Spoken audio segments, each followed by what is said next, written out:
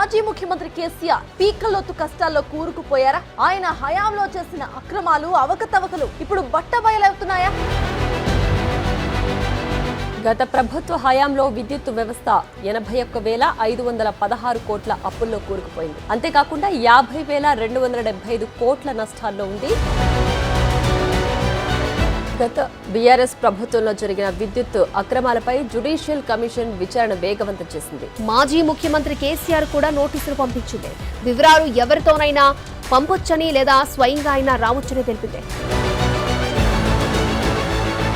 విద్యుత్ రంగంపై వేసిన నరసింహారెడ్డి కమిషన్ను రద్దు చేయాలని కేసీఆర్ పిటిషన్ దాఖలు చేశారు. కేసీఆర్ పిటిషన్ను న్యాయస్థానం కొట్టేసింది. Yadadri, Bhadradri thermal power plant నిర్మాణంతో పాటు ఛత్తీస్గఢ్ తో చేసుకున్న విద్యుత్ కొనుగోలు ఒప్పందం అవకతవకలపై జస్టిస్ ఎల్ నరసింహారెడ్డి కమిషన్ విచారణ జరుపుతోంది.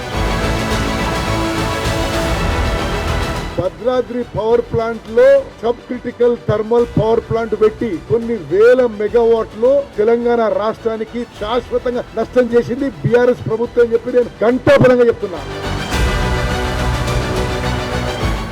యాదాద్రి, భద్రాద్రి పవర్ స్టేషన్ల నిర్మాణంలో కోట్లాది రూపాయల అవినీతి జరిగిందని సుమారు 114 పేజీల రిపోర్ట్ ఇచ్చారు.